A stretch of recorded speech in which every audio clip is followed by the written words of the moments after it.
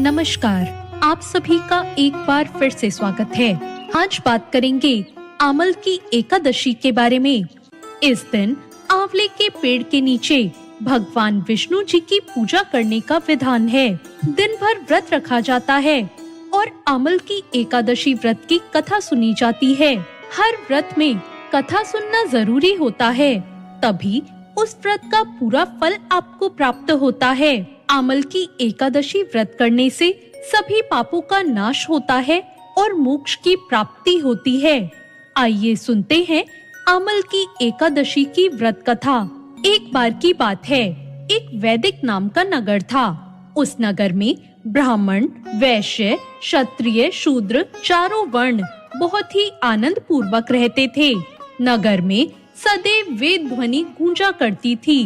उस नगर में पापी, दुराचारी, नास्तिक कोई नहीं था। उस नगर में चैत्ररथ नाम के चंद्रवंशी राजा राज करते थे। वो राजा बहुत ही विद्वान और धार्मिक थे।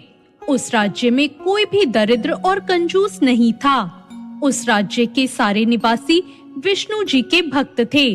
वहाँ के निवासी वृद्ध से बालक तक सभी लोग एकादशी का व्रत करते थे। एक समय की बात है, फाल्गुन मास के शुक्ल पक्ष की आमल का एकादशी आई।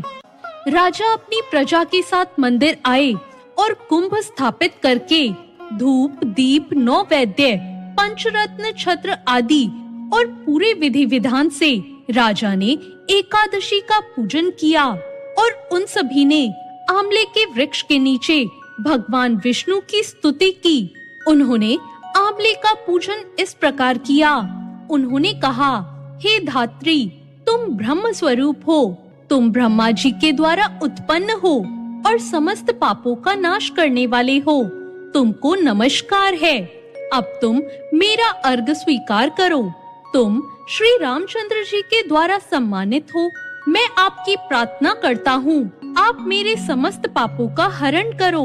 उस देवालय में रात को सबने जागरण किया और रात के समय उस जगह एक बहेलिया आया। वो बहेलिया महापापी और दुराचारी था। अपने परिवार को चलाने के लिए वो जीवों की हत्या करता था। उस दिन वो बहेलिया भूख प्यास से व्याकुल था, इसलिए कुछ भोजन की इच्छा में वो मंदिर के एक कोने में बैठ गया। मंदिर में भगवान विष्णु की कथा और एकादशी महात्म सुनने लगा। इस प्रकार उस बहेलिये ने अपनी पूरी रात अन्य लोगों के साथ जागरण करने में व्यतीत कर दी और प्रातःकाल होते ही सभी लोग अपने घर आ गए। इसी प्रकार वो बहेलिया भी अपने घर चला गया और उसने भोजन किया। कुछ समय बीतने के बाद उस बहेलिये की मृत्यु हो गई और आमल की एकादशी के व्रत और जागरण के प्रभाव से उसने एक राजा के यहाँ जन्म लिया। उसका नाम बसूरत रखा गया। जब वो बड़ा होकर राजा बना तो उसकी एक बहुत बड़ी सेना थी जो धन धान्य से युक्त थी। उसमें सूर्य के समान तेज था, क्रांति चंद्रमा के समान थी, वीरता विष्णु भगवान के समान और क्षमा में वो पृथ्वी के समान था। एक दिन वो राजा शिकार खेलने गया। देवयोग से वन में वो रास्ता भूल गया और दिशा का ज्ञान न होने के कारण उसी वन में एक वृक्ष के नीचे जाकर सो गया। उसी समय पहाड़ी से डाकू आए और राजा को अकेला देखकर मारो मारो बोलते हुए उस राजा पर टूट पड़े। डाकू कहने लगे कि इस राजा ने हमारे माता पिता को, हमारे पुत्रों को, सभी संबंधियों को मारा है, इसलिए इस राजा को देश से निकाल दिया गया है, इसलिए हमें इसे मार देना चाहिए। और ऐसा कहते हुए वो उस राजा पर अस्त्र शस्त्र का प्रहार करने लगे। उनके अस्त्र शस्त्र राजा के शरीर पर गिरते ही नष्ट हो जाते और राजा को पुष्पों के समान प्रतीत होते।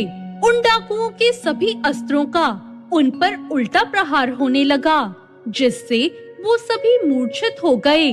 और उसी समय राजा के शरीर से एक दिव्य देवी प्रकट हुई।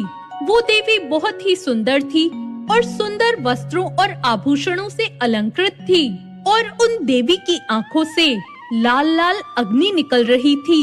और फिर वो देवी उन डाकुओं को मारने दौड़ी और उन्होंने समस्त डाकुओं को मार दिया। जब राजा जगा और उन डाकुओं को मरा हुआ देखकर सोचने लगा कि इन शत्रुओं को किसने मारा है, इस वन में कौन मेरा हितैषी रहता है। जब राजा को ऐसा विचार आया और तभी आकाशवाणी हुई, हे राजन, इस संसार में विष्णु भगवान के अतिरिक्त तेरी कौन रक्षा कर सकता है। इस आकाशवाणी को सुनकर राजा अपने नगर वापस आ गया और सुखपूर्वक राज करने लगा। तो ये थी आमल की एकादशी की व्रत कथा। जो मनुष्य इस एकादशी के व्रत को करता है उसके सभी कार्य सफल होते हैं और अंत में वो विष्णु लोक को जाता है। आपको ये कथा कैसी लगी कमेंट करके जरूर बताएं और करना ना भूलें। धन्यवाद।